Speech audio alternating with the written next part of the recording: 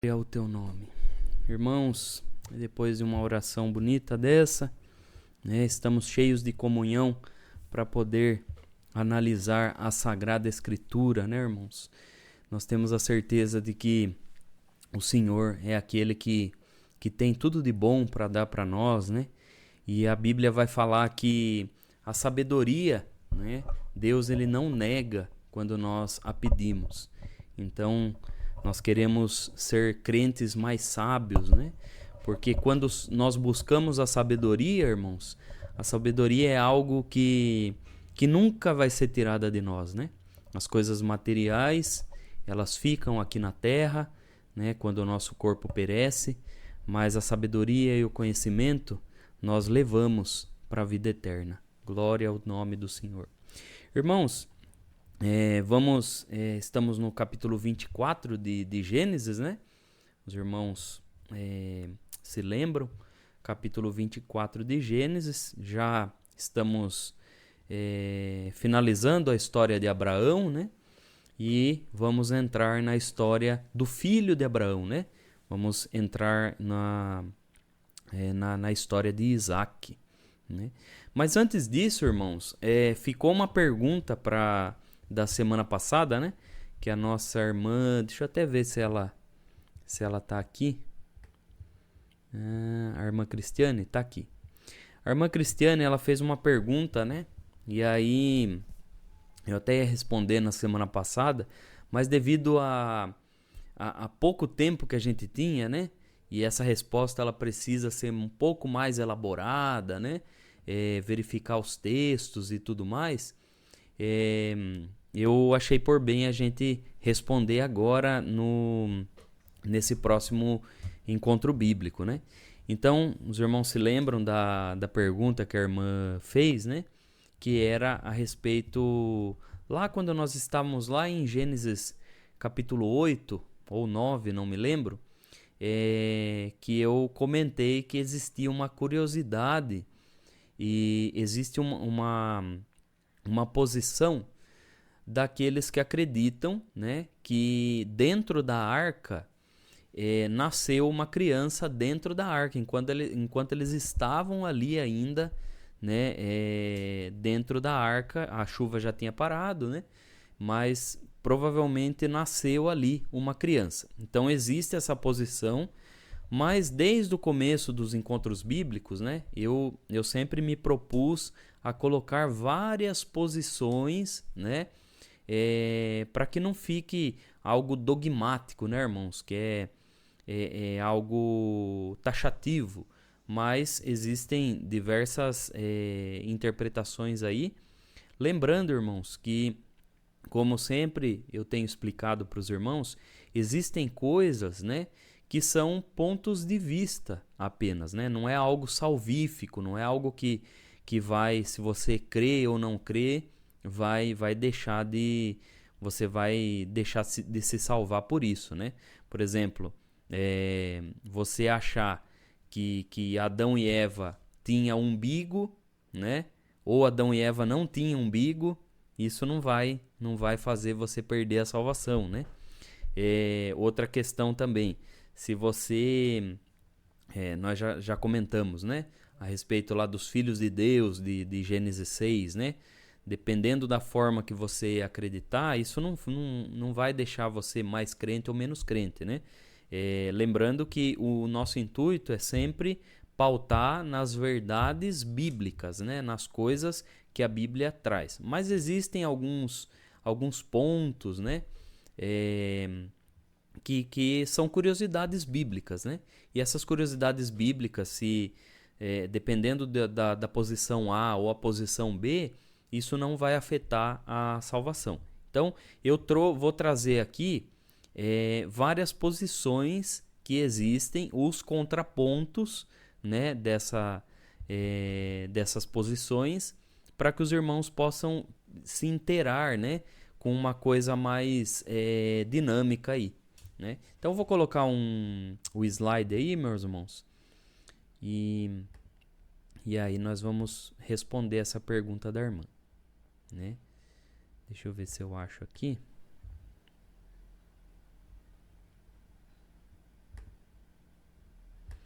Deixa eu colocar minha imagem para cá.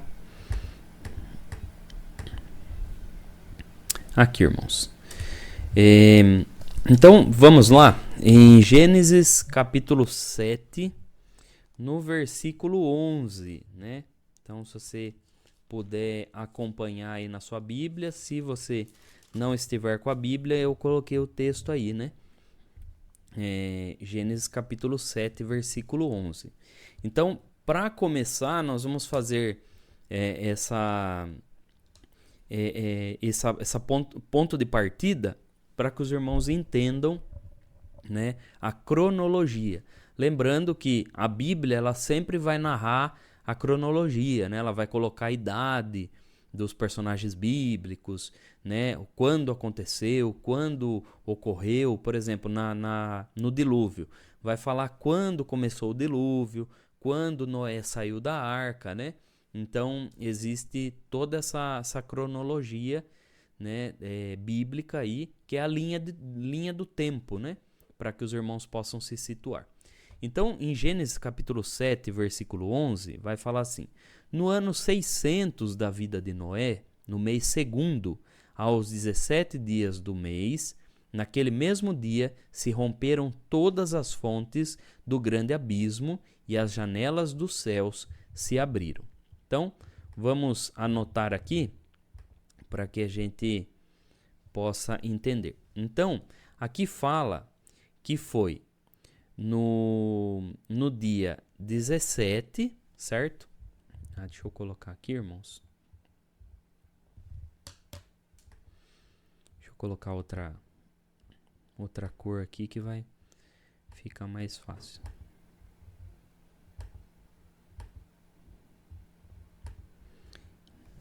Olha lá. Então, irmãos, dia 17 do mês 2, né? Que a Bíblia vai falar aí, né? Dia 17 do mês 2, certo? A Bíblia vai deixar claro aí. Do ano 600 de Noé, né? Então, o ano 600 de Noé é o ponto de partida aí, né? Então, quando Noé tinha 600 anos, certo? E aí, no versículo seguinte, né, no capítulo seguinte, vai falar aí sobre quando eles saíram, né, da arca. Então, no capítulo 8, versículo 13 e 14, vai falar assim: e aconteceu que no ano 601, no mês primeiro, no primeiro dia do mês, as águas se secaram de sobre a terra. Então Noé tirou a cobertura da arca e olhou, e eis que a face da terra estava enxuta. E no segundo mês, aos 27 dias do mês, a terra estava seca. Então, qual que é a informação que nós temos aí? Então, nós temos que no dia 27, certo? No dia 27 do segundo mês também, né? 27 do 2. E aí, qual que é o ano? O ano é 601 da vida de Noé, né? Então, nós estamos falando da vida de Noé, não o 601 da existência do mundo, tá? É da existência de Noé. Então, 601. O que isso dá? Isso contabiliza o tempo que eles ficaram na arca. Qual que foi o tempo que eles ficaram na arca? Então, se a gente for ver aqui, de 600 a 601, vai dar um ano, né? Do dia 17 até o outro dia 17 do 2, vai dar um ano certinho, né? Então, mais 27, 17 mais 27 vai dar 10 dias. Então, eles ficaram 1 ano e 10 dias lá na arca, certo? Eles ficaram 1 ano e 10 dias. Então, segura essa informação, irmãos, que nós vamos precisar dessa informação aí. Então, deixa eu passar para o próximo slide. Agora, temos outra informação aí que nós vamos precisar para poder entender essa parte aí. Então, em Gênesis capítulo 10, irmãos, no versículo 20 e 21, né? 21 e 22, aliás, vai falar assim: E a Sem nasceram filhos, e ele é o pai de todos os filhos de Éber, o irmão mais velho de Jafé. Os filhos de Sem são Elão, e Assur, e Arpaxade, e Lude, e Arã. Então, vamos lá. Aqui a Bíblia vai falar que Sem, ele teve filhos, né? Espera aí, irmãos. Então, a Bíblia vai falar que Sem, ele teve filhos. Quais foram os filhos de Sem? Os filhos de Sem foram Elão, né? Vamos aqui. Elão, Assur, né? Na nossa Bíblia aí tá Arpaxade, né? Ou Arfaxade, outras Bíblias mais modernas aí, né? E Lude e Arã, né? Então são esses filhos aí. Então vamos lá. Então Sem teve Elão, Assur e Arfaxade, né? Vamos ver outra informação que a Bíblia dá também, né? Em Gênesis capítulo 11, no versículo 10 e 11, diz assim: Estas são as gerações de Sem. Sem era da idade de 100 anos e gerou a Arpaxade, né? Ou Arfaxade, 2 anos depois do dilúvio. E viveu Sem, depois que gerou a Arfaxade, 500 anos e gerou filhos e filhas.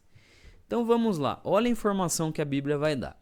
Que Sem, ele tinha a idade de 100 anos, né? Quando gerou quem?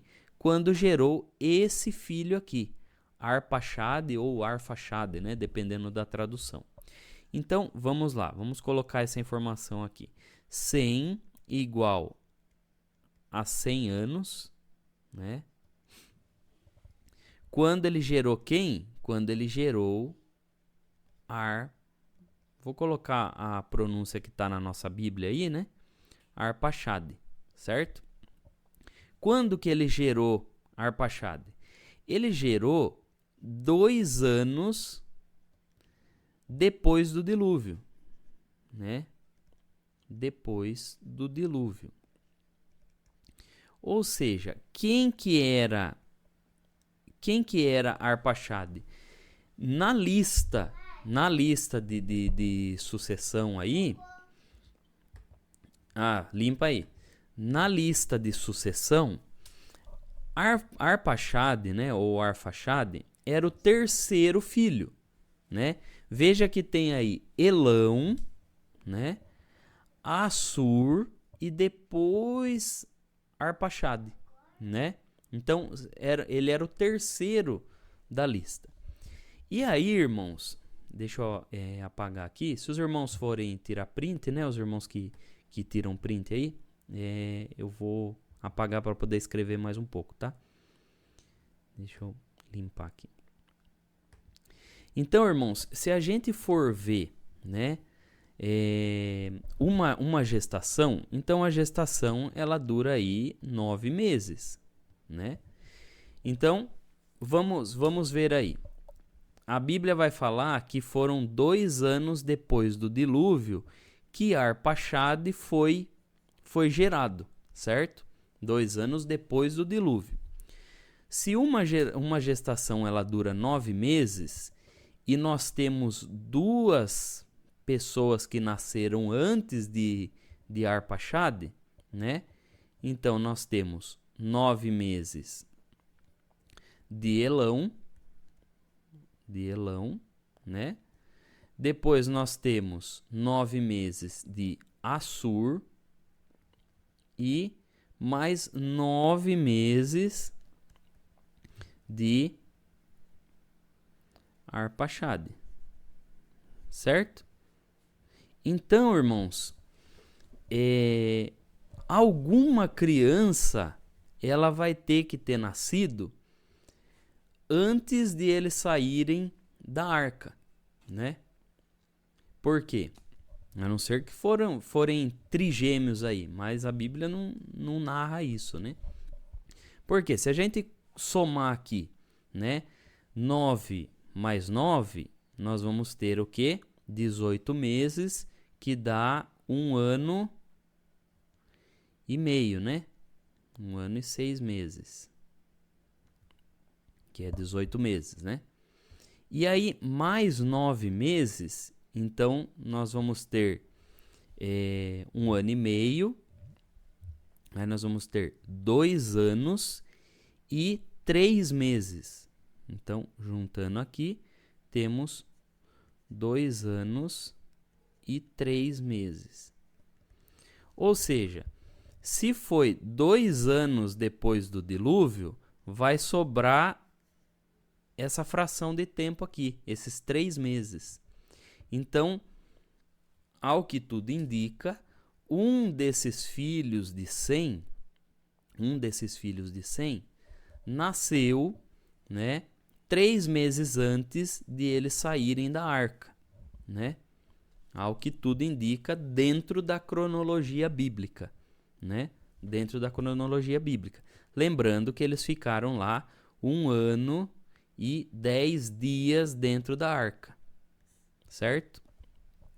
E aí tem essa posição que parte desse pressuposto dentro dos cálculos bíblicos aí, dentro das coisas que a Bíblia vai falar, né?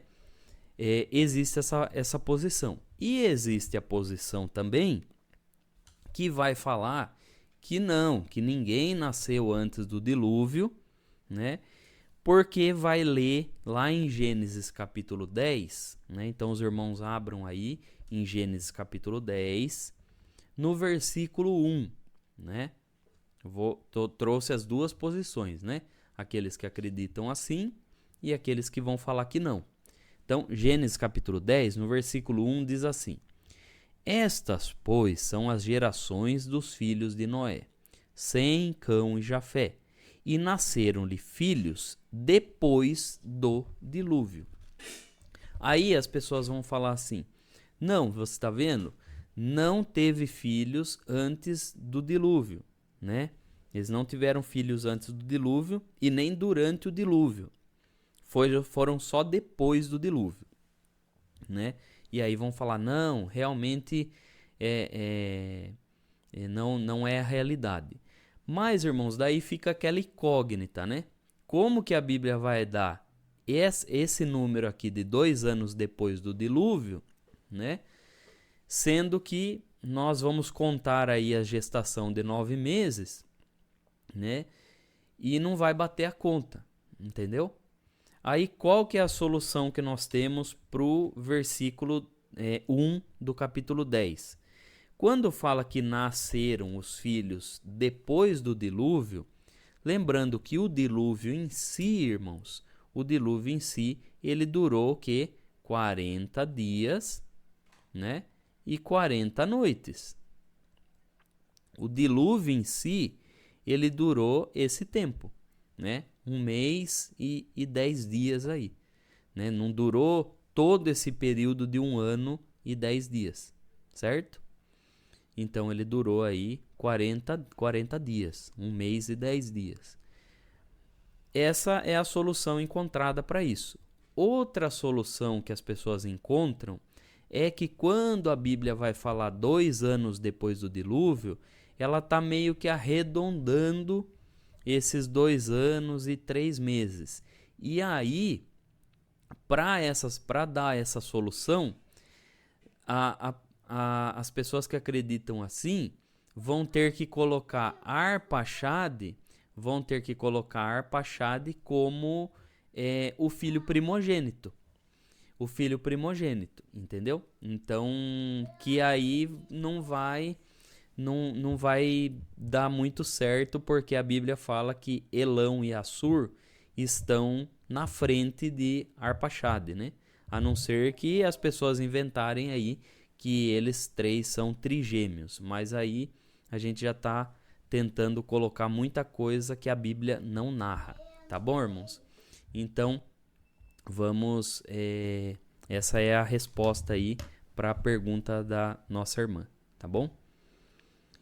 Deixa eu só pedir para a irmã Cristiane. Irmã Cristiane, ficou bem claro para a irmã aí, irmã?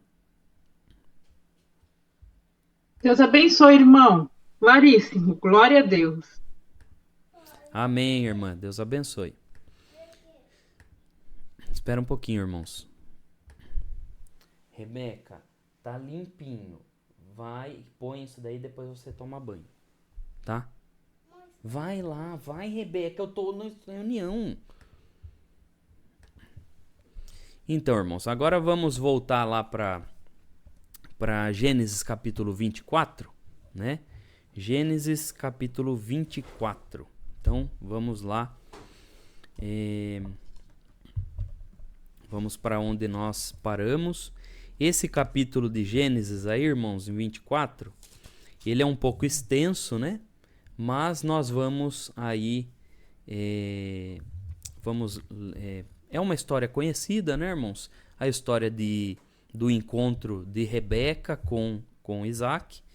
Então nós vamos dar uma acelerada aí, né? Para que os irmãos possam... Para que a gente possa também terminar no horário também, né, irmãos?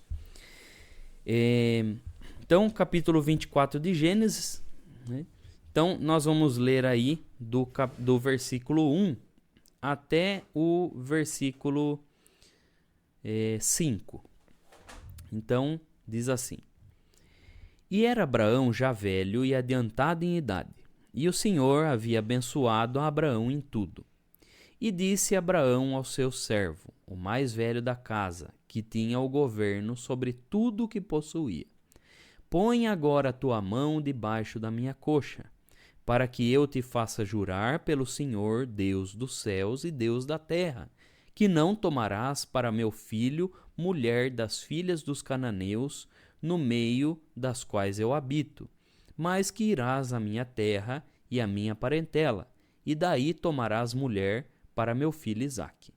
E disse-lhe o servo: Porventura não quererá seguir-me a mulher a essa terra? Farei, pois, tornar o teu filho a terra de onde saíste? Vamos no versículo 6. E Abraão lhe disse: Guarda-te, que não faças lá tornar o meu filho. Vamos seguir a leitura. O Senhor Deus dos céus, que me tomou da casa do meu pai, da terra da minha parentela, e que me falou e que me jurou, dizendo: A tua semente darei essa terra, ele enviará o seu anjo adiante da tua face, para que tomes mulher de lá para o meu filho. Se a mulher, porém, não quiser seguir-te, será livre deste meu juramento. Somente não faças lá tornar a meu filho. Então vamos dar uma pausa aí.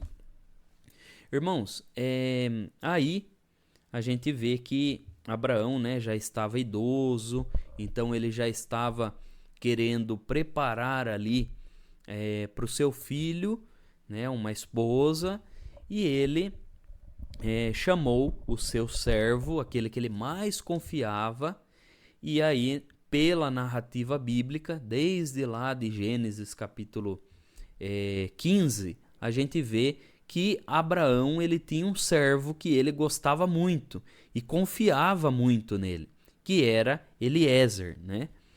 E aqui a Bíblia não vai falar, nesse capítulo, a Bíblia não vai falar o nome dele, né? Mas, ao que tudo indica, era esse servo que ele mais confiava, era Eliezer, né? Que era o servo mais velho da casa, né? E aí, como nós já estamos acompanhando a história de Abraão, nós sabemos o nome dele aí, né? Então, Abraão vai pedir para que ele faça um juramento, né? Abraão, ele não quer que Isaac volte lá para as terras, da sua parentela, né? Que nós vimos, né? Nós já estudamos aqui, mas só para relembrar os irmãos, Abraão era da terra de Ur, dos caldeus. E nós sabemos que era uma terra muito idólatra, né? Eles tinham crenças, né? Não adoravam o verdadeiro Deus, mas adoravam ídolos, adoravam vários deuses, né?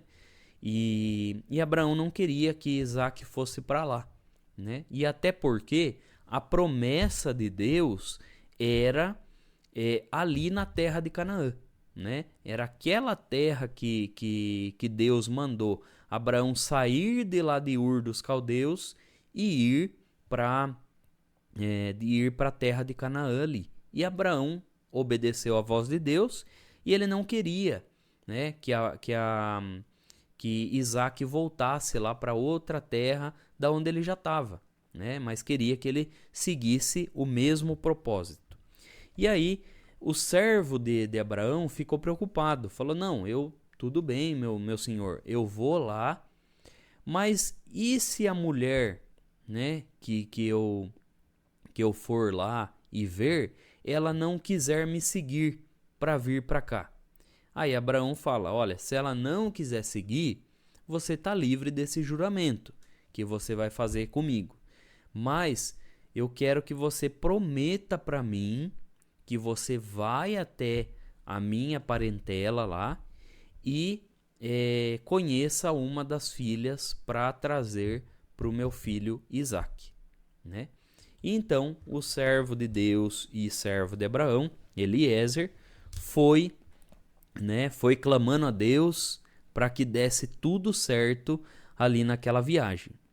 E aí, vamos lá para o versículo 9, né, onde nós paramos.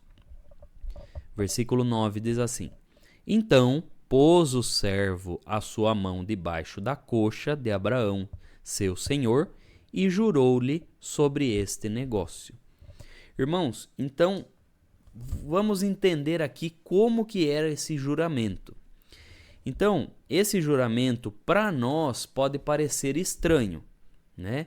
Mas lembre-se que nós estamos falando de outra cultura, que nós estamos falando de outra época, né? Nós estamos falando de outra realidade, né? São outro povo, né? Então eles vão ter os seus costumes, né? Então, e esses costumes, eles faziam sentido naquela época, né? Como que era esse juramento? A Bíblia aqui, ela vai falar coxa, né? A nossa Bíblia, ela vai traduzir por coxa. Mas a palavra hebraica aqui, né, que a Bíblia vai traduzir por coxa, ela significa as partes íntimas, né? As partes íntimas. Então, o servo de Abraão era o costume deles, irmãos. Era o costume deles. Então, se colocava a mão entre as duas coxas, né? No vão da perna ali, colocava a mão e, enquanto ele pronunciava o juramento, ele jurava pelos descendentes, pelo senhor e pelos descendentes. Então era essa forma aí, né? Os irmãos não fiquem escandalizados, mas era essa forma que era o juramento aí daquela época. Inclusive, lá na Mesopotâmia, né, existem documentos que eram dessa forma, né? Que eles juravam com a mão no vão das duas coxas, né? Então se colocava a mão ali e hoje em dia, graças a Deus, né, é apenas um aperto de mão, né? Ou um contrato ali, não é dessa forma que é feito. Mas era desse jeito lá naquela época, né? Então nós temos que respeitar essa cultura aí, tá bom? Então vamos continuar a leitura do versículo 10 até o versículo 14. Então, vamos lá o que diz. E o servo tomou 10 camelos dos camelos do seu senhor e partiu, pois que toda a fazenda de seu senhor estava em sua mão. E levantou-se e partiu para a Mesopotâmia, para a cidade de Naor. E fez ajoelhar os camelos fora da cidade, junto a um poço de água, pela tarde, ao tempo que as moças saíam a tirar água. E disse: ó Senhor, Deus de meu senhor Abraão, dá-me hoje bom encontro e faze beneficência ao meu senhor Abraão. Eis que estou em pé junto à fonte de água, e as filhas dos varões dessa cidade saem para tirar água. Seja, pois, que a donzela, a quem eu disser, abaixa agora o teu cântaro, para que eu beba, e ela disser, bebe, e também darei de beber aos teus camelos, esta seja a quem designaste ao teu servo Isaque, e que eu conheça nisso que fizeste beneficência ao meu senhor. Então, o que o servo fez? O servo de Deus, Eliezer, né? Que era servo de Abraão, ele foi lá, pegou 10 camelos, Abraão foi lá, deu para ele muita riqueza. Lembrando que nós já estudamos aqui que quando a Bíblia vai falar fazenda, né, são as riquezas do dono de uma terra. Então, ele pegou todas as riquezas deles ali e colocou na mão de Eliezer, para que Eliezer levasse o dote, né? Lembra que a gente estudou lá sobre o dote? Então, o dote, ele era feito esse pagamento para a família da moça que iria casar com a pessoa, né? No caso aqui, Isaque.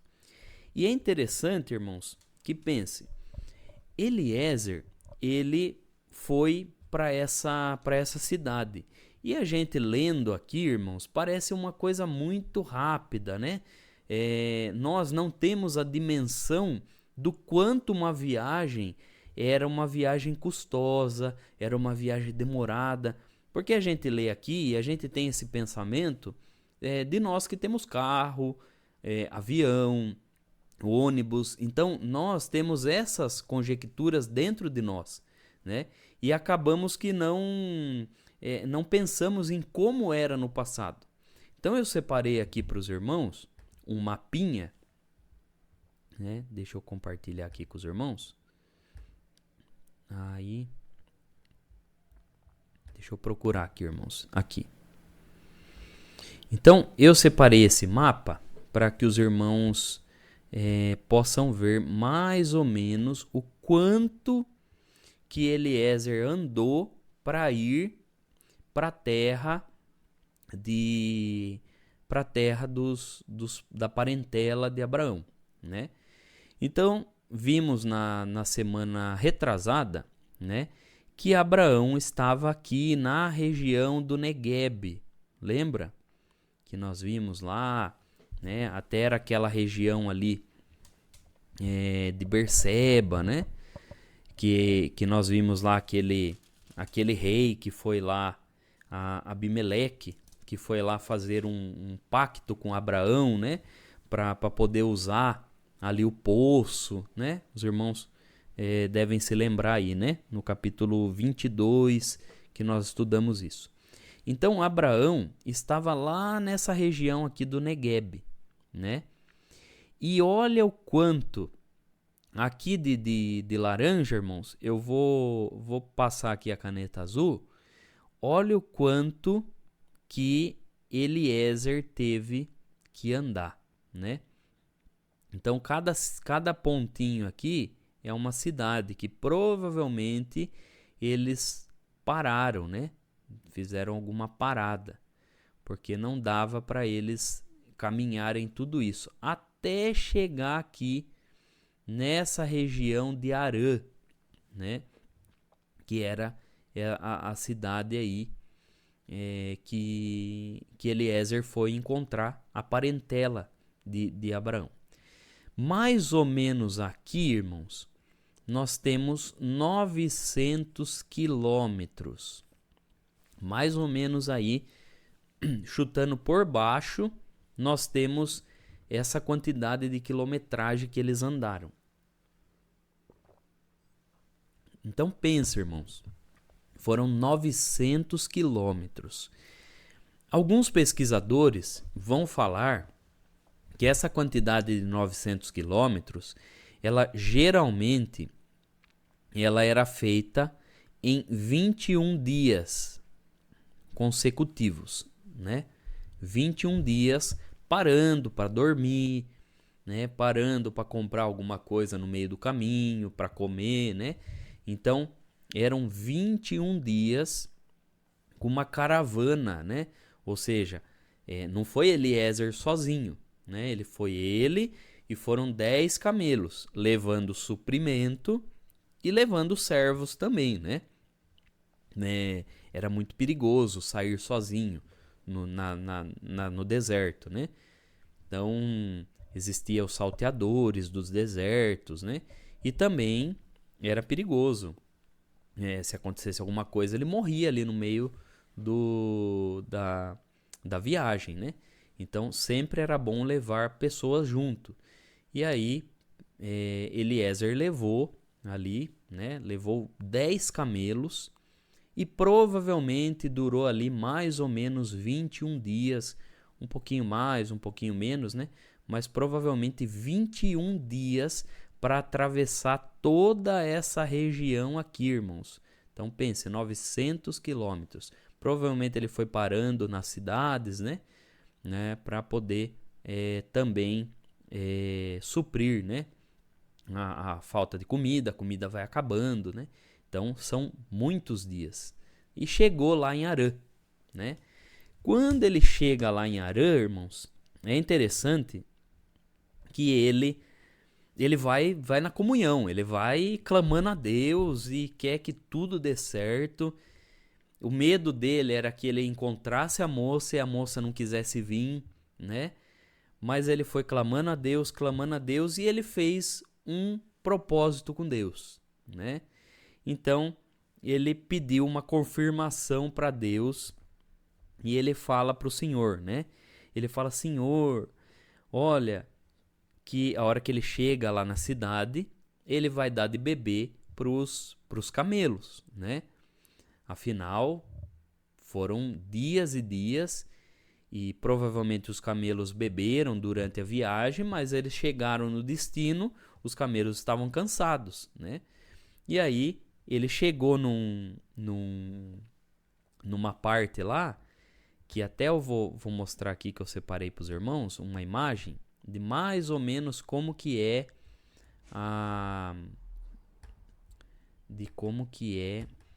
peraí.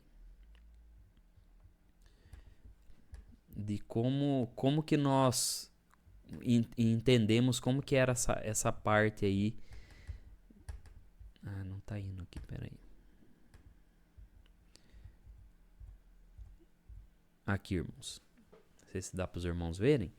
Mais ou menos era assim, né, o poço, né, que ele parou ali no meio do deserto, né, na entrada talvez ali da cidade, existia poços dessa forma aqui, irmãos, né? Então os irmãos vejam que aqui nós temos um poço, né, aqui onde está a flechinha eu estou colocando, temos um poço. E aqui nós temos, né, um regaço, né, que é chamado, ou um depósito aqui onde era colocado água. E geralmente para os animais beberem. Aqui era colocado uma água. Mais ou menos desse jeito, né, irmãos? Porque o poço daquela época, né, da época ali de Rebeca, não tinha. Não tem mais, né? A gente não tem mais. Mas mais ou menos era nesse formato aqui. E aí ia lá, né? Podia ser um pouco maior, talvez, né? E ali os camelos bebiam, né? Então tirava-se água daqui e jogava-se água ali, né? Então tinha esse trabalho de pegar um cântaro, que era um vaso, né? Geralmente um vaso ou nesse formato, né? Ou alguns vasos mais chiques, eles tinham uma curvatura mais ou menos assim, né? Alguns tinham alça, né, dos dois lados, e umas tinham alça só de um lado. Então, mais ou menos assim esse desenho aí, né, irmãos? Que era esse cântaro. E alguns não tinha nem alça, né? Era só algo mais rústico, assim, né? Então, nós não sabemos como que era o formato, mas era feito ali de barro, né? Então era um vaso de cerâmica ali. Tá bom, irmãos? Então acho que ficou bem, dá para os irmãos imaginarem mais ou menos como que foi, né? Então quando ele chega ali, irmãos, Abraão, o servo de Abraão chega ali, Eliezer chega e vai dar de beber ali pros, né? Vai ele também beber e também os servos e o camelo. Só que ele chegou bem na hora que é na tardezinha, né? A hora que vai tá acabando o sol. Lembrando, irmãos, que o sol lá naquela região é causticante, né? É uma coisa de 40 graus, né? Às vezes até um pouco mais. Então, geralmente as mulheres que faziam esse serviço, que pegavam a água, lembrando que estamos falando de uma época que não tinha Sabesp, não tinha SAI, não tinha nenhuma companhia aí de água e esgoto, né? Era tudo da forma antiga. Então ia lá e pegava a água e levava para casa. E geralmente as mulheres iam junto com várias mulheres, né? Até porque uma ajudava a outra, né? Se caso existisse algum homem lá querendo fazer mal para elas, elas andavam em grupos, né? Geralmente ia as pessoas, as mulheres, as filhas, né? Que iam, geralmente eram as mulheres mais jovens que iam fazer esse serviço. E as mulheres mais velhas ficavam lá na casa cozinhando, cuidando do lar, né? Então era esse o formato de família que nós tínhamos na época. E as servas, né? Ou seja, as empregadas ali da casa iam junto com as pessoas lá, né? Iam junto lá. Então elas iam num grupo bem grande. E aí, quando ele chega lá na cidade, ele vê que é essa hora, né? Que é essa hora aí que elas faziam isso. E aí ele fez um propósito com Deus, né? Ele pediu uma confirmação para Deus. Falou: ó, Senhor, dá hoje um bom encontro e faze beneficência ao seu senhor, ao meu senhor Abraão, né? Eu tô aqui em pé junto da fonte de água e as filhas dos varões dessa cidade estão saindo para tirar água. Seja, pois, que a donzela a quem eu disser: abaixa agora o teu cântaro para que eu beba, e ela disser: bebe, e também der de beber aos meus camelos, essa seja a quem designaste ao teu servo Isaque. Então ele pediu uma confirmação para Deus. Senhor, se quem for a escolhida tua, ela vai fazer dessa forma, né? E assim foi.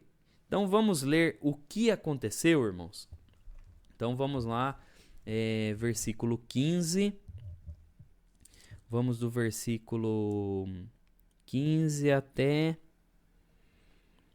vamos lá, 20... até o 20. Tá? Quem pode ler para nós do 15 ao 20? Tem alguém que pode se voluntariar aí para nós? Versículo 15. A irmã Zélia, pode abrir para nós, irmã? Do 15 ao 20, tá, irmã? Tá bom. E sucedeu que, antes que ele acabasse de falar, eis que Rebeca, que havia nascido a Betuel, filho de Milca, mulher de Noá, irmão de Abraão, saía com seu cântaro sobre o seu ombro. E a donzela era muito formosa à vista, virgem, a quem varão não havia conhecido. E desceu à fonte e encheu o seu cântaro e subiu. Então o servo correu-lhe ao encontro e disse: ora, deixa-me beber um pouco de água do teu cântaro. E ela disse: bebe, meu senhor. E apressou-se e abaixou o seu cântaro sobre a sua mão e deu-lhe de beber. E acabando ela de dar-lhe de beber, disse: tirarei também água para os teus camelos, até que acabem de beber. E apresentou-se e vazou o seu cântaro na pia. E correu outra vez ao poço para tirar água, e tirou para todos os seus camelos. Deus abençoe, minha irmã. Amém. Fiquei contente de ver a irmã Zélia aqui. Deus abençoe. Então, olha o que aconteceu. Então, lembra daquela imagem? Vamos lá para a imagem de novo? Que para ficar bem... para os irmãos imaginarem como que foi mais ou menos, né? Então, chegou Rebeca ali, né? Quando o Eliezer estava pedindo ao Senhor, então chega Rebeca ali, que era parente de Abraão, né? E quando o servo de Deus ele viu Rebeca, na hora ele sabe quando eu imagino assim, né, irmãos, que ele viu, ele pensou, meu Deus, acho que deve ser essa, né? Mas vamos ver o que ela vai fazer. E aí ela chega lá, né? Desce ali a fonte e enche o cântaro dela, né? Enche aquela vasilha lá que ela tinha. E Para subiu, tirar, né? não, para Subiu ali. todos. Então, o que acontece? Hora que ele viu essa moça, o servo de Deus correu para lá, né? Quando ele corre para lá, né, ao encontro dela, ele vai e fala para ela: moça, deixa beber um pouco de água do seu cântaro. E ela, muito prestativa, falou para ele: bebe, meu senhor. E foi lá, baixou o cântaro dela de novo, né? E deu de beber para ele, ali abundante, né? Água. E aí, quando ela acabou de dar de beber para o servo de Abraão, né? Para Eliezer, ela falou, ela mesma tomou a iniciativa e falou, né? Tirarei também água para os teus camelos, até que acabem de beber. Por que ela falou isso? Irmãos, um camelo, né? Se os irmãos forem pesquisar, um camelo, então vamos fazer uma continha rápida aí, né, irmãos?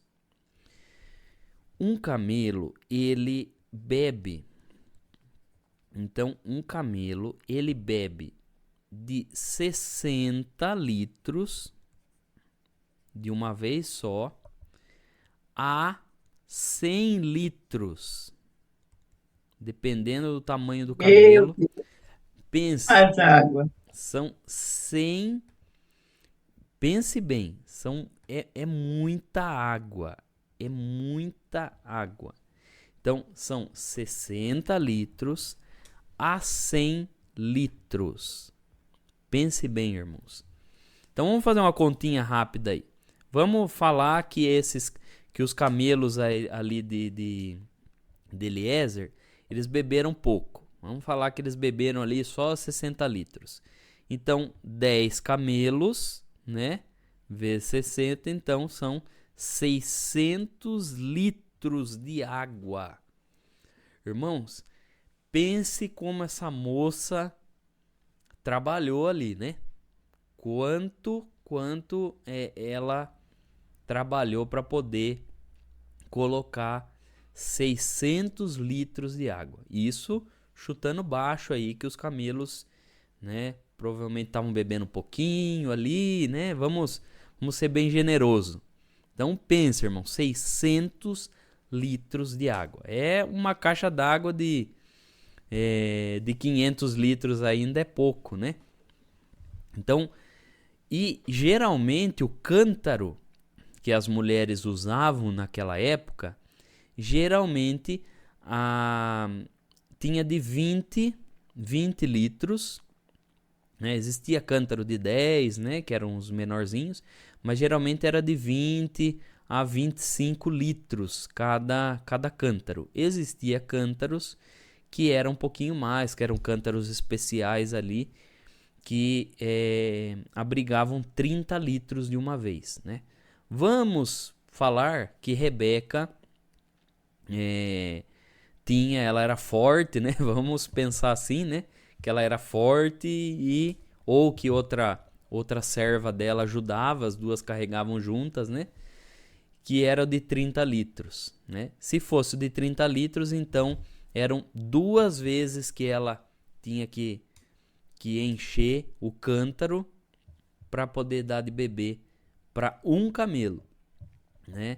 Se fosse o cântaro mais normal, né, o comum, que geralmente era encontrado lá, então era um cântaro de 20 litros, né? Vamos pensar aí num balde, né? As donas de casa aí vão saber bem, sabe esse balde de 20 litros, né, que nós temos? Então, se for o de 20 litros, então são 3 vezes ela fazendo esse movimento de pegando ali e jogando na pia, né? Nesse regaço que nós vemos aí, né? Que na nossa tradução vai chamar de pia, né? Mas é como se fosse um bebedouro ali para os animais, tá, irmãos? Então pense, era muita coisa. Então Rebeca, não foi um gesto simples. Não era pegar um copinho de água como se enche a vasilha de um cachorrinho ou de um gatinho. Não é, irmãos. Nós estamos falando de camelos. São 10 camelos, né? Bebendo água ali fora, irmãos, que ia demorar, né? Demorava tempo. Então, Rebeca se propor a fazer isso, realmente ela estava disposta a ajudar, né? Ela estava disposta a fazer, mesmo que aquilo fosse um esforço para ela, mas ela estava ali disposta a fazer essa parte aí. Tá bom, irmãos? Então, vamos lá, vamos continuar ali. Quando ela fez isso e os camelos todos terminaram de beber, né? Vamos ler do 21. Vamos do 21 até o 29. Vamos lá. Diz assim: E o varão estava admirado de vê-la, calando-se para saber se o Senhor havia prosperado a sua jornada ou não. E aconteceu que, acabando os camelos de beber, tomou o varão um pendente de ouro de meio siclo de peso e 2 pulseiras para suas mãos, do peso de 10 siclos de ouro. E disse: De quem és filha? Faze-mo saber, peço-te, há também em casa de teu pai lugar para nós pousarmos? E ela lhe disse: Eu sou a filha de Betuel, filho de Milca, a qual ela deu a Naor. Disse-lhe mais: Também temos palha e muito pasto e lugar para passar a noite. Então inclinou-se aquele varão e adorou ao Senhor. E disse: Bendito seja o Senhor Deus do meu senhor Abraão, que não retirou a sua beneficência e a sua verdade de meu senhor. Quanto a mim, o Senhor me guiou no caminho à casa dos irmãos de meu senhor. E a donzela correu e fez saber essas coisas na casa de sua mãe. E Rebeca tinha um irmão cujo nome era Labão, e Labão correu ao encontro daquele varão à fonte. Então vamos imaginar aqui. Rebeca, nem sabendo de nada, fez essa ação e de repente aquele homem, aquele senhor, ajoelha do nada ali e começa a adorar o Senhor, né? Começa a clamar ao Senhor e bendizer ao Senhor e falando: Senhor, olha o que o Senhor fez, louvado seja Deus, bendito seja o Senhor, né? E começa a louvar, a glorificar a Deus. E aí ele vai, quando ela ouve ele falar dessa forma, Rebeca corre para a casa dela, né? Rebeca corre, provavelmente, né, pela forma que a Bíblia está falando aí, ela correu sem água nenhuma, né? Deixou lá suas coisas e foi correr para contar, né? E aí, quando ela chega, ela tem um irmão, né? O irmão dela se chama Labão, né? Esse irmão dela, pela narrativa bíblica, o que dá pra gente entender? Dá pra gente entender que Labão era o mais velho, né? E provavelmente Labão, por ser o mais velho, ele o primogênito, ele ficava no lugar do pai, né? Nós não temos muita informação aqui sobre Betuel, né, que era o pai de Rebeca. Nós não temos muita informação se ele estava debilitado ou ele não estava viajando ou estava trabalhando. Nós não temos muita informação. Provavelmente ele já era idoso também, né? E devido à sua velhice, devido a sua parte debilitada, quem estava tomando as rédeas da casa era Labão, né? Então, vamos ver qual foi a reação. Labão, quando ficou sabendo, ele falou: não, então deixa eu ir lá conhecer essa pessoa, né? Vamos ver a procedência aí. Então, vamos continuar a leitura do versículo 30 e até aonde Deus der. Vamos lá. E aconteceu que quando ele viu o pendente e as pulseiras sobre as mãos de sua irmã, e quando ouviu as palavras de sua irmã Rebeca, que dizia: assim me falou aquele varão, veio o varão, e eis que estava em pé junto aos camelos à fonte, e disse: entra, bendito do Senhor, por que estarás fora? Pois eu já preparei a casa e o lugar para os camelos. Então veio aquele varão à casa, e desataram os camelos, e deram palha e pasto aos camelos, e água para lavar os pés dele e os pés dos varões que estavam com ele. Depois puseram de comer diante dele. Ele, porém, disse: não comerei até que tenha dito as minhas palavras. E ele disse: fala. Então disse: eu sou o servo de Abraão, e o Senhor abençoou muito meu senhor, de maneira que foi engrandecido, e deu-lhe ovelhas e vacas, e prata e ouro, e servos e servas, e camelos e jumentos. E Sara, a mulher do meu senhor, gerou um filho ao meu senhor depois da sua velhice, e ele deu-lhe tudo quanto tem. E meu senhor me fez jurar, dizendo: não tomarás mulher para o meu filho das filhas dos cananeus, em cuja terra habito. Irás, porém, à casa de meu pai e à minha família, e tomarás mulher para o meu filho. Então disse eu ao meu senhor: porventura não me seguirá a mulher?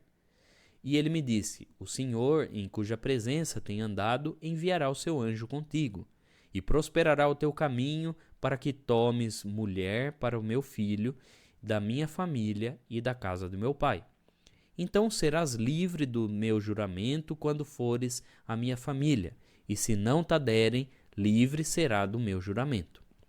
E hoje cheguei à fonte e disse: ó Senhor, Deus do meu senhor Abraão, se tu agora prosperas o meu caminho no qual eu ando, eis que estou junto à fonte de água. Seja, pois, que a donzela que sair para tirar água, a qual eu disser: ora, dá-me um pouco da água do teu cântaro, e ela me disser: bebe tu também, e também tirarei água para os teus camelos. Esta seja a mulher que o Senhor designou ao filho de meu senhor. E antes que eu acabasse de falar no meu coração, eis que Rebeca saía com seu cântaro sobre o seu ombro, e desceu à fonte e tirou água. E eu lhe disse: ora, dá-me de beber. E ela se apressou e abaixou seu cântaro de sobre si e disse: bebe, e também darei de beber aos teus camelos. E bebi, e ela deu também de beber aos camelos. Então lhe perguntei e disse: de quem és, filha? E ela disse: filha de Betuel, filha de Naor, que lhe gerou Milca. Então eu pus o pendente no seu rosto e as pulseiras sobre as suas mãos. E inclinando-me adorei ao Senhor, e bendisse ao Senhor Deus do meu senhor Abraão, que me havia encaminhado pelo caminho da verdade para tomar a filha do irmão do meu senhor para o seu filho. Agora, pois, se vós haveis de mostrar beneficência e verdade a meu senhor, fazei-mo saber, e se não, também mo fazeis saber, para que eu olhe à mão direita ou à esquerda. Então responderam Labão e Betuel e disseram: do Senhor procedeu esse negócio. Não podemos falar-te mal ou bem. Eis que Rebeca está diante da tua face. Toma, e vai-te, seja a mulher do filho do teu senhor, como tem dito o Senhor. E aconteceu que o servo de Abraão, ouvindo as suas palavras, inclinou-se à terra diante do Senhor. E tirou o servo vasos de prata e vasos de ouro e vestidos e deu-os a Rebeca. Também deu coisas preciosas a seu irmão e a sua mãe. Então comeram e beberam, e ele os varões que com ele estavam, e passaram a noite. E levantaram-se pela manhã, e disse: Deixai-me ir a meu senhor. Então disseram seu irmão e a sua mãe: Fique a donzela conosco alguns dias, ou pelo menos 10 dias, e depois irá. Ele, porém, lhe disse: Não me detenhas, pois o Senhor tem prosperado o meu caminho. Deixai-me partir, para que eu volte a meu senhor. E disseram: Chamemos a donzela e perguntemo-nos. Então, esses são os versos do que aconteceu, do que eles conversaram, né? Então, vemos aqui que quando Rebeca contou, Labão foi lá averiguar a história e realmente procedia a história. Trouxeram Eliezer para a casa deles. Quando trouxe Eliezer para a casa deles, foram fazer um banquete, trataram muito bem, né? Deram de comer para os animais, fizeram um banquete lá para eles comerem também. E aí Eliezer falou, né? Olha, antes de comer eu preciso contar a obra, né? Preciso contar a obra, preciso contar o que Deus fez. E aí ele começa a contar tudo o que aconteceu, né? Da forma que Deus tinha feito, a confirmação que Deus fez. E na hora, a tamanha sinceridade e a verdade de Eliezer foi que tanto Labão quanto Betuel, né, o pai, sentiram comunhão naquilo. Quando eles sentiram comunhão naquilo, eles falaram: não, isso daí é do Senhor, a gente não pode falar mal e nem bem, isso aí é de Deus, né? Isso é do Senhor. E aí eles falam: olha, tá a Rebeca aí, pode levar ela para ser esposa do filho do teu senhor, do filho de Abraão, porque isso é de Deus mesmo, foi Deus que confirmou, né? E aí o servo de Deus ali, Eliezer, tirou tudo que era para doar para Rebeca, os dotes, né? Deu ali o dote para Rebeca, deu para Labão, né? E deu ali para a mãe de Labão também, né? Deu lá as coisas preciosas, né? E é interessante, irmãos, que aí vai falar assim, no versículo... Deixa eu ver aqui. Versículo 47, aqui. Que ele retirou e colocou ali pendente no rosto e pulseira sobre as mãos de Rebeca. Aí alguém vai falar assim: mas pendente no rosto? Como isso, né? O que ela colocou no rosto? Então, estamos falando, novamente, né? Estamos falando de uma outra cultura, de uma forma que as mulheres, principalmente as noivas, o jeito que as noivas se adornavam para o dia do casamento, lá naquela cultura oriental, né? Eu separei uma imagem aqui para os irmãos verem, né? É totalmente diferente da nossa cultura, né, irmãos? Mas é para os irmãos verem mais ou menos como que era. Deixa eu ver se está para cá. Aqui, mais ou menos, irmãos, essa imagem aqui, né, dessa atriz, esse pendente aqui de rosto, que algumas traduções vão colocar anel no nariz ou argola no nariz, era isso, né? Então se colocava na cabeça essa joia, e aí essa joia atravessava o rosto, sempre tinha uma pedra preciosa aqui, e ela encaixava nessa parte do nariz, né? E nessa parte aqui. Então era esse artefato aqui, essa joia, né? E ali muitas pulseiras na mão, que era o jeito que as mulheres se adornavam naquela época, né? Então Rebeca se adornava dessa forma aí. E era um adorno que se usava era ouro puro, né, irmãos? Ouro, metal precioso puro ali, né? Que era feito. Então, as mulheres se adornavam assim, geralmente para o dia do casamento. Então, uma noiva, ela tinha essa joia e ela guardava para o dia do casamento, né? Quando ela ia usar todos esses adornos, esses adereços, as mulheres não usavam geralmente no dia a dia, né? Isso, mas era geralmente para o casamento que elas se adornavam com muito ouro, muita pedra preciosa, muitos adornos, né? Muitos ornamentos ela usava quando era o dia do seu casamento, né? Então geralmente era assim que a mulher ela se adornava, tá, irmãos? É diferente, eu sei que é diferente da nossa cultura, né? Mas era essa forma aí que elas usavam, tá bom? Então, quando ele terminou de contar isso, aí Labão e Betuel falaram: olha, chama a Rebeca ali, né? Chama a Rebeca e veja se ela quer ir, né? Porque a mãe queria que ela ficasse mais uns 10 dias, né? Ah, deixa ela ficar mais uns 10 dias, não vá agora, né? Não vá embora agora, fica aqui para eu... A mãe, né, sempre quer ali curtir um pouco mais a filha. Mas aí ele fala assim, olha, eu tô nessa missão aí, eu preciso ir embora, né? Se vocês permitirem, eu vou e já levo a filha de vocês lá para poder casar com meu senhor.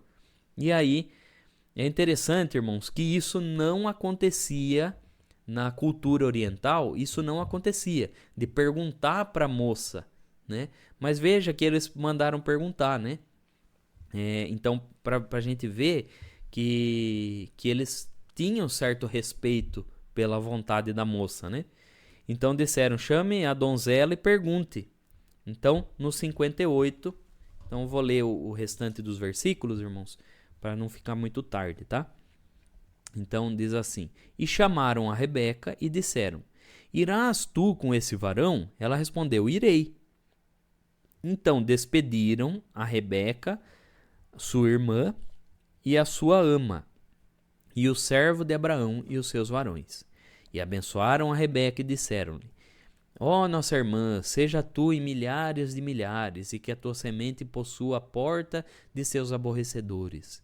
E Rebeca se levantou com as suas moças, e subiram sobre os camelos, e seguiram o varão, e tomou aquele servo a Rebeca e partiu. Ora, Isaque vinha do caminho do poço de Laai-Roi, porque habitava na terra do sul. E Isaque saíra a orar no campo, sobre a tarde, e levantou os seus olhos, e olhou, e eis que os camelos vinham. Rebeca também levantou seus olhos e viu a Isaque, e lançou-se do camelo. E disse ao servo, quem é aquele varão que vem pelo campo ao nosso encontro? E o servo disse, este é o meu senhor. Então tomou ela o véu e cobriu-se. E o servo contou a Isaque todas as coisas que fizera. E Isaque trouxe-a para a tenda de sua mãe Sara, e tomou a Rebeca, e foi-lhe ela por mulher, e amou-a. Assim, Isaque foi consolado depois da morte de sua mãe.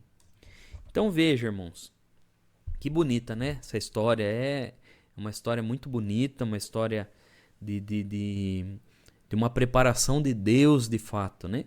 Então, eles saíram, foi mais 21 dias para voltar, né? Mais 900 quilômetros, né? Todo aquele caminho que eu mostrei ali no mapa, né? Mais 900 quilômetros para voltar lá para Isaque. Então, foram 21 dias. Rebeca levou uma de suas amas, né? Ou uma das servas dela, né? Levou junto. E aí, quando Isaque... Veja que Isaque estava saindo para orar, né? Aí, se os irmãos têm a Bíblia com referências, né? Da congregação aí, a João Ferreira de Almeida, os irmãos vão ver que no 63, quando fala Isaque saíra a orar, tem um Czinho, né? Ali, se os irmãos estão com a mesma Bíblia que a minha, ali fala ou meditar, né? Então, ele saía para orar e meditar também, né? Meditar no que Deus fez com ele, com toda a família dele, né? E aí, quando ele levantou os olhos, ele viu que estava vindo o camelo.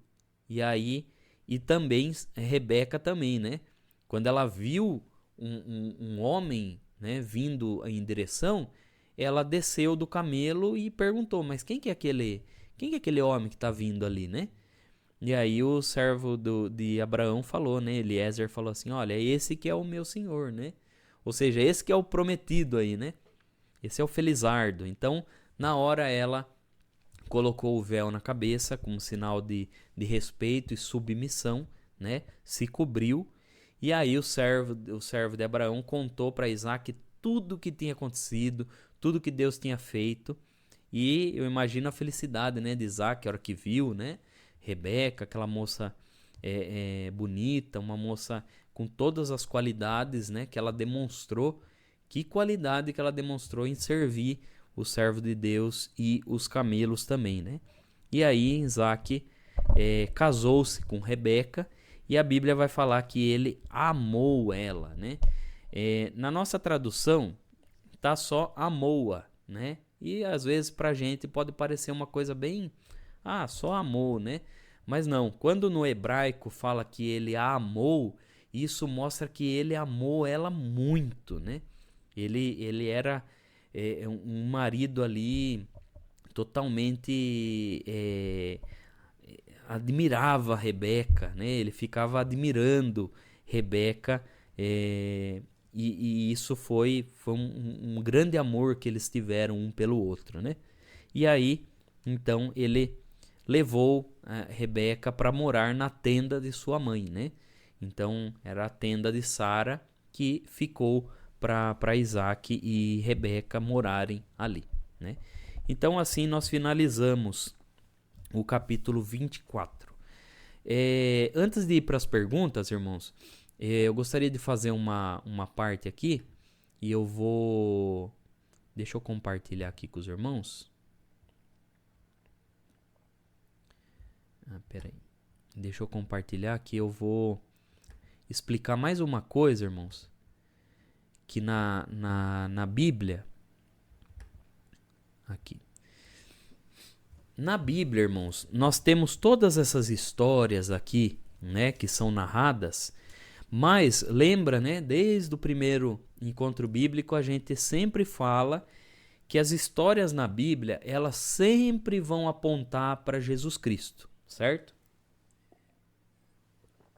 E aí, irmãos, essa história aqui em especial, ela mostra uma verdade muito interessante, que vamos dizer assim, que ela é uma... Deixa eu colocar a canetinha aqui, irmãos. Ela é uma alegoria, né? Ela é uma alegoria bíblica, né? Ou uma alegoria profética. Mas o que é isso, irmão? Né? Alguém pode estar perguntando. O que é uma alegoria profética? São esses relatos bíblicos que apontam para uma realidade profética, uma realidade que foi profetizado por meio dessas histórias e essas narrativas, né? Lembra quando nós estudamos sobre Abraão oferecer Isaac? Que a alegoria profética era que Deus, né? Deus iria oferecer o seu filho também, né, para a humanidade, né? Que iria nos salvar e nos redimir, que era o Cordeiro de Deus que tira o pecado do mundo, né? Os irmãos devem se lembrar dessa lição aí.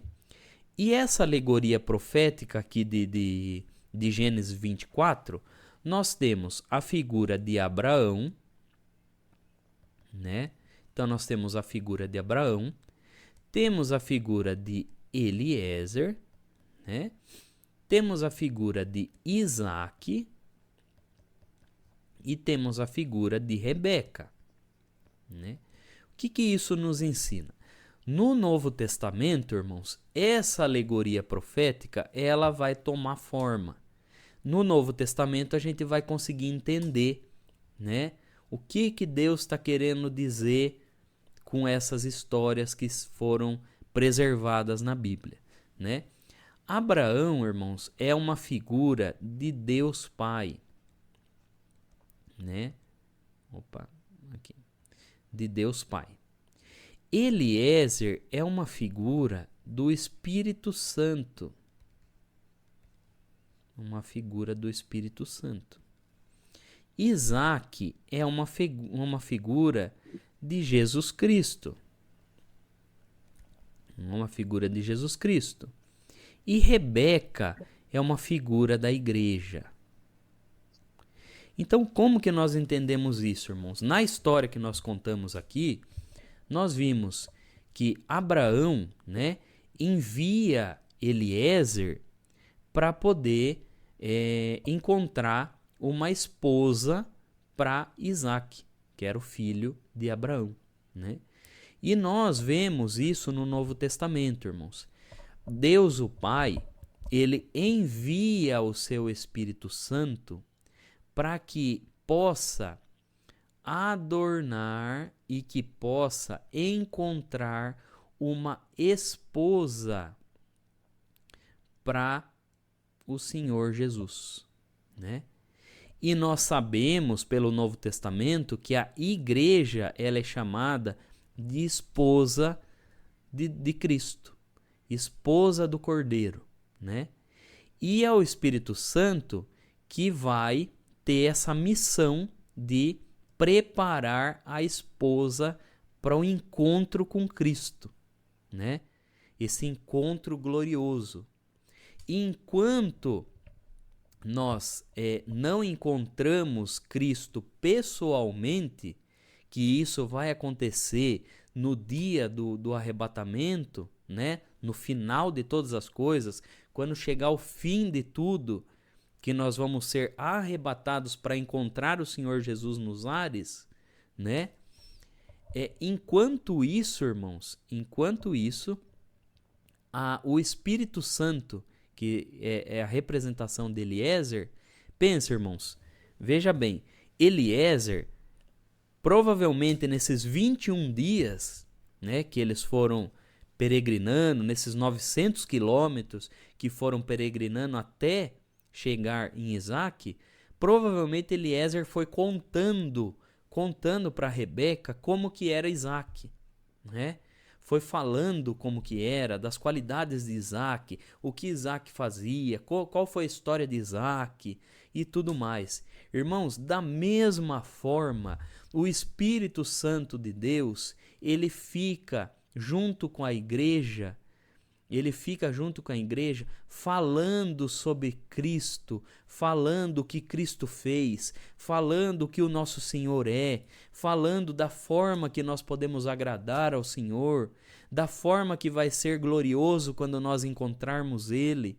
E o Espírito Santo da graça é Ele que nos convence de que nós queremos, que nós devemos amar e se submeter a Cristo quando nós estamos ainda com o Espírito Santo, porque ainda, por enquanto, irmãos, não estamos com Cristo pessoalmente.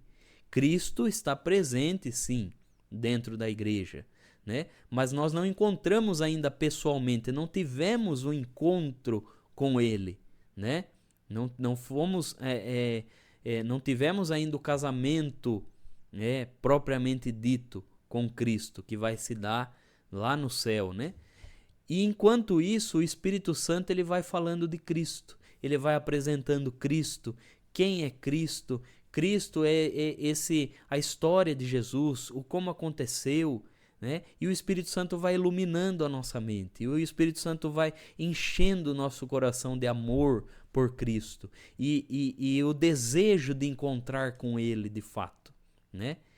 E nós, irmãos, vemos que da mesma forma que Eliezer, né, ele deu adornos, né? Ele deu adornos para Rebeca, né? Da mesma forma, o Espírito Santo também, ele dá adornos para a igreja, ou seja, ele deu dons para a igreja, né? Ele deu os dons para a igreja, que são esses adornos. Assim como nós cantamos no hino número 2, né? Que é com celestiais adornos, espera o teu Senhor, né? Da mesma forma que nós cantamos nesse hino, a igreja, ela vai se encontrar com Cristo cheia de adornos, cheia de coisas preciosas que o Espírito Santo deu para a igreja a mandado de Deus o Pai.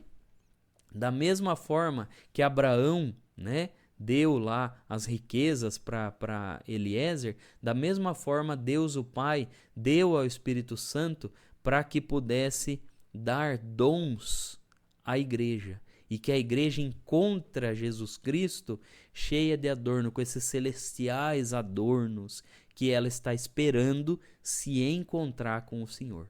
Então, irmãos, essa realidade é a coisa mais bonita que tem, né? A Bíblia, quando a gente vai estudando, a gente vai vendo quanta preciosidade tem na Escritura para edificar a nossa fé, né? Deus que é tão... Irmãos, Deus é maravilhoso, não tem nem palavras para descrever a Deus, esse é o nosso Deus que nós servimos, que Deus, ele deixou a Escritura com tanta riqueza, mas com tanta riqueza que nós vemos a realidade da igreja, né? Nós vemos isso acontecer conosco, né? Irmãos, então vamos para a pergunta. Alguém tem alguma pergunta a respeito desse assunto, né? E depois nós vamos para a aplicação pessoal. Se alguém tiver uma pergunta, pode levantar a mãozinha aí.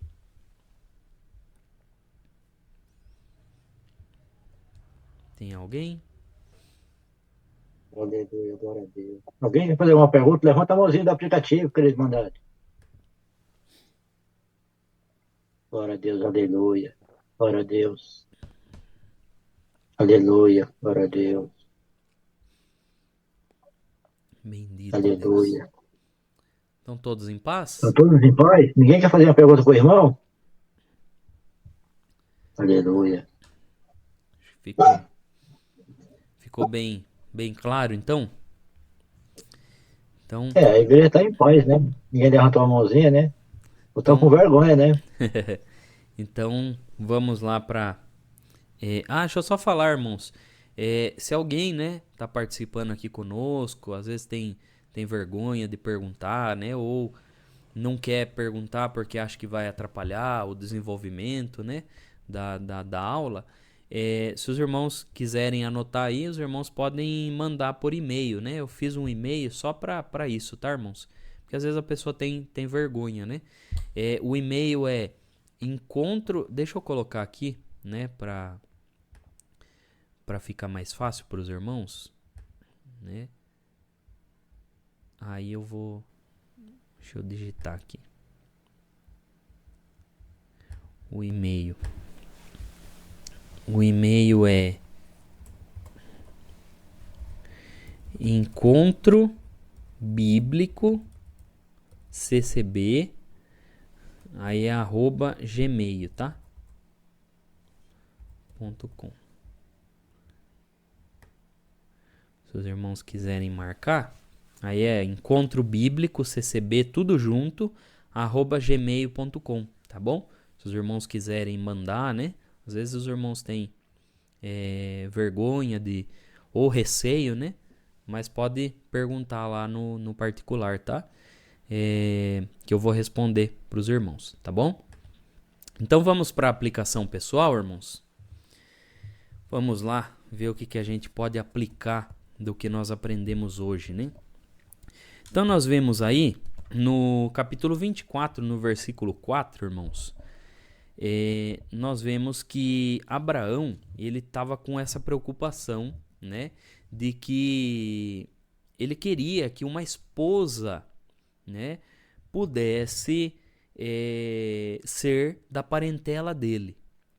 Então é interessante, por que Abraão estava com essa preocupação, irmãos? Porque Abraão sabia que uma esposa, quando ela é uma esposa sábia, uma esposa temente a Deus, ela influencia positivamente o marido, né? Uma esposa, quando ela é sábia e temente, ela influencia totalmente a vida do marido. Irmãos, uma esposa, ela tem a casa na mão, né? Ela tem tudo ali. Se a esposa, tanto é que é interessante, irmãos, se a esposa ela tiver ali irritada, se ela tiver nervosa, repare que a casa inteira ela fica conturbada, né? Agora, quando a esposa ela tem paz, quando a esposa ela é temente a Deus e ela pesa as coisas para fazer, as coisas que ela vai falar e tudo mais, isso, irmãos, ela consegue, é o dom que Deus deu para as mulheres mesmo, né? Ela consegue segurar a casa de um jeito que um homem não consegue, né? Infelizmente, o homem ele não tem essa qualidade, né, de segurar uma casa toda, né? Com raras exceções. Mas o homem ele é mais enérgico, o homem ele é mais, né, de outra forma. Deus criou dessa forma. Agora a mulher, quando a mulher ela tem tato, tanto é, irmãos, que nós vemos uma mulher, ela consegue introduzir o evangelho dentro da casa muito mais fácil do que o homem, né? A quantidade de irmãs que são servas de Deus e o homem ele é mais turrão, o homem ele é mais, né, ele não se converte tão fácil, ele tem vergonha disso e vergonha daquilo. Agora a mulher não, a mulher ela não tem vergonha de se derramar diante de Deus, ela não tem vergonha de mostrar a sua fé a todos. Então, irmãos, Abraão sabia disso e sabia que uma mulher ela consegue influenciar o homem tanto para o bem quanto para o mal, né? Um homem que ele é sábio também, ele vai saber pesar as palavras da sua mulher, né? E aqui, irmãos, está um conselho para nós, né? O homem, ele tem que entender que a mulher no lar, ela tem uma posição privilegiada por Deus, né? E o homem, ele deve respeitar essa posição da mulher dentro do lar, né?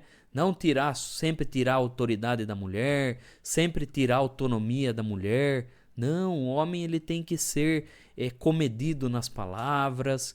Porque, irmãos, se um homem ele for impactado pela fé da sua mulher, se o homem ele começar a aprender com o exemplo da mulher, né? Pode ter certeza, irmãos, que as casas elas vão ter mais harmonia dentro do lar, né? E assim como aconteceu com Isaac, né? Depois nós vamos ver, né? Não vamos abrir muito a história aqui, mas depois nós vamos ver como que Isaac foi impactado, muito impactado pelo exemplo de Rebeca, né? Como que ele foi impactado. Então, irmãos, da mesma forma, nós, nesse convívio que nós temos, convívio de marido e mulher, um tem que respeitar o papel do outro. Porque da mesma forma, a mulher, ela impacta muito as atitudes do homem, e assim o homem que respeita a mulher, ele vai impactar muito as atitudes da mulher, né? Não podemos achar que a mulher ela deve se submeter ao homem, a um homem que seja um ogro. Não, irmãos. O homem também tem que ser amável, né? O homem ele tem que ser amável e assim também a mulher, né? Não ser uma mulher rixosa, uma mulher que faz as coisas por birra, uma mulher que tumultua a casa. Não, não deve ser assim, né? E é o conselho aqui que temos aqui na vida de Isaac com Rebeca. No versículo 7, irmãos, nós vemos ali, né, que Abraão ele não queria, né, ele fala para o servo ali de Eliezer, né, ele fala para Eliezer, para o servo dele, ele fala que ele não quer, né, que o filho dele volte para lá, né, para a terra dele. Irmãos, aqueles que têm filho, né? E os que pretendem ter também. Bons pais, irmãos, bons pais, eles sabem aonde que os filhos devem pisar. Os bons pais, eles sabem, eles devem conhecer as influências, eles devem entender o que os filhos estão vendo, o que os filhos estão assistindo, o que os filhos estão, para onde os filhos estão indo, que conversa que os filhos estão tendo. Irmãos, isso é ser um bom pai e uma boa mãe. Os bons pais, eles sabem o que é melhor para os filhos. Eles não deixam o mundo levar os filhos. Irmãos, aqui está um conselho para nós. Nós que somos servos de Deus, muitas vezes nós terceirizamos a educação espiritual dos nossos filhos. Nós terceirizamos. Nós achamos que só por levar ele lá na reunião de jovem, deixar ele lá na frente da igreja e falar, entra lá e recite, e voltar para casa, acha que só isso é o suficiente. E não é, irmãos. As crianças hoje em dia, os adolescentes, eles ficam de segunda a sexta na escola, sendo bombardeados por informações diabólicas até, irmãos. Eles são bombardeados a todo momento, na televisão. O celular, irmãos, o celular ele se tornou algo que as crianças e adolescentes eles ficam mais conectados no celular com o entretenimento do que com os pais. E os pais raramente conversam, os pais raramente aconselham os filhos, e aí os filhos ficam lá 5, 6 horas por dia sendo bombardeados de informações que não são informações de Deus, informações espirituais, e acha que 1h30 durante o domingo vai edificar o filho de uma forma sobrenatural. E não é, irmãos. Nós temos que fazer o nosso papel enquanto pais. Temos que conhecer as influências. Temos que saber o que os filhos podem, até que ponto os filhos podem estar expostos a isso e expostos àquilo. Nós, como bons pais, irmãos, temos que estar atentos com isso. E aconselhar os filhos. Aconselhar os filhos espiritualmente, irmãos. Aconselhar, não deixar terceirizar só para o cooperador de jovem, terceiriza lá para auxiliar. Não, irmãos, nós temos o nosso papel de orientação. Senta com o filho, ora com o filho, ensina ele a orar, né? Tem filhos, irmãos, de pais crentes que não sabem orar, não sabem expressar aquilo, né? E acaba virando como se fosse uma reza, né? Então, irmãos, nós como pais temos que ter essa preocupação. Da mesma forma que Abraão se preocupou com o futuro do filho, nós também temos que se preocupar. E ainda mais nós, irmãos. Nós vivemos num mundo que nós estamos sendo bombardeados a todo momento. É cultura disso, é cultura daquilo, é uma pessoa que vem na internet e quer ensinar as coisas. Nós estamos vendo aí, né, irmãos? Estamos vivendo aí uma época que está se falando muito dessa cultura, adultização, uma cultura de pornografia infantil, uma cultura... Irmãos, aí eu fico pensando, aonde estavam os pais? Aonde estão os pais que permitem que os filhos... Não vamos permitir, irmãos, que o celular, que a mídia ensine os nossos filhos. Não. Nós temos que ensinar a ser verdadeiros servos de Deus. E aí muitos irmãos falam assim, mas acabou, você vê, acabou a espiritualidade das pessoas, acabou a espiritualidade dos jovens, acabou a espiritualidade dos adultos. Mas por que acabou, irmãos? Será que nós não estamos fazendo a nossa parte? Se nós fizermos a nossa parte dentro da nossa família, irmãos, famílias fortes espiritualmente geram igrejas fortes espiritualmente. E igrejas fortes espiritualmente geram uma cidade forte espiritualmente. Uma cidade forte gera estados, e estados geram um país forte. Nós temos que fortalecer as nossas crenças. Porque, irmãos, estamos no momento em que, como disse na oração, a irmã disse na oração, o adversário não brinca de ser adversário, né? Então vamos tomar conta das nossas crianças. No versículo 12, irmãos, nós vemos aí que o servo de Abraão, ele pediu a Deus, né? Ele ficou com dúvida, né? E ele pediu a Deus. Então, irmãos, está aqui um conselho para nós. Se nós estamos com dúvida do que é para fazer, não é errado pedirmos a Deus. Irmãos, o que acontece é que muitas pessoas começam a aprender a respeito da Bíblia e se esquece da espiritualidade com Deus e da comunhão com Deus. Existem pessoas, irmãos, e os irmãos que estão aqui, estão querendo aprender sobre a Bíblia, os irmãos vão encontrar muita gente assim, que começa a aprender da Bíblia e acha que você pedir um sinal para Deus, você pedir uma confirmação para Deus, ou pedir uma orientação, uma palavra para Deus, é errado. E aí começam a falar, não, a Bíblia é suficiente, não precisa mais disso, não precisa mais daquilo. Vai na Bíblia.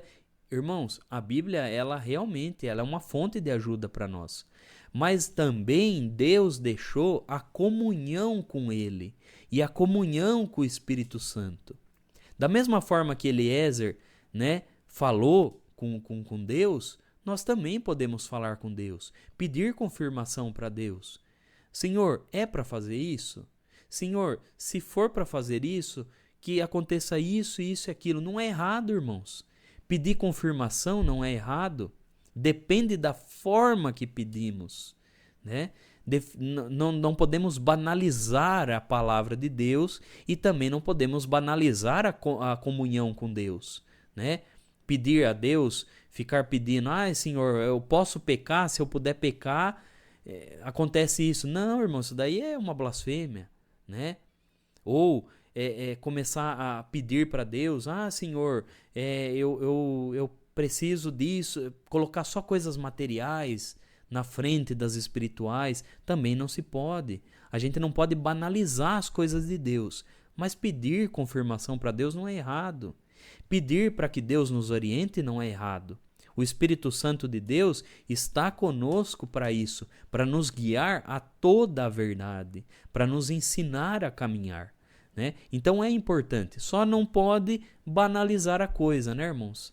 Não pode ficar de chocarrice com o Espírito Santo. E isso a Bíblia ensina muito bem, né? Nós devemos pedir ao Senhor discernimento. E tem coisas, irmãos, que Deus fala conosco, né? Tem coisas que Deus, às vezes a gente precisa nem ficar buscando confirmação daqui e dali, confirmação. Às vezes o Senhor mesmo confirma no nosso coração, né? O Senhor confirma no nosso coração, alguém vem e fala alguma coisa, ou alguma atitude, né? O Senhor confirma no nosso coração. E a gente não pode tentar o Senhor também, né, irmãos? Tentar o Senhor é isso. A gente quer que o Senhor fale sim e fique. Busque num lugar e busca no outro. E busca isso e busca aquilo. E não é desse jeito, né, irmãos? As coisas de Deus, né? Eu lembro uma vez um irmão que falou assim, se for para eu... Ele queria muito sair do emprego, né?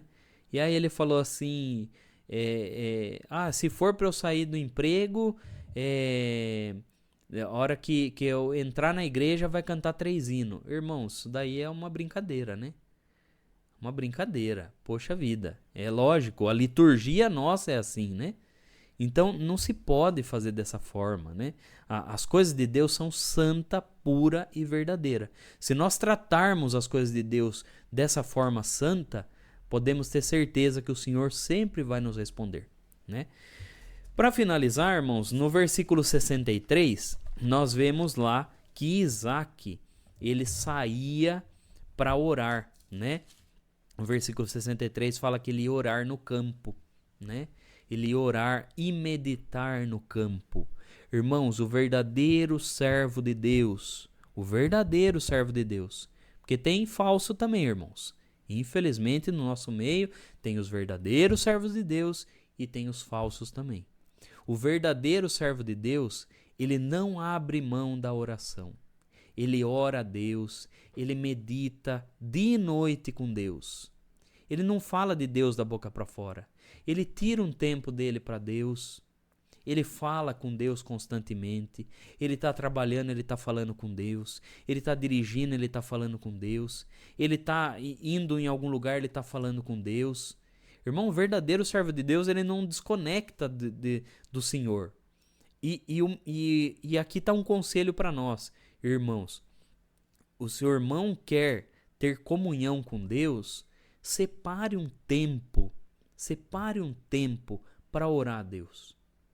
Separe um tempo, nem que seja para uns 10 minutos, 15 minutos, e vai falar com Deus. Vai no quarto ou na sala.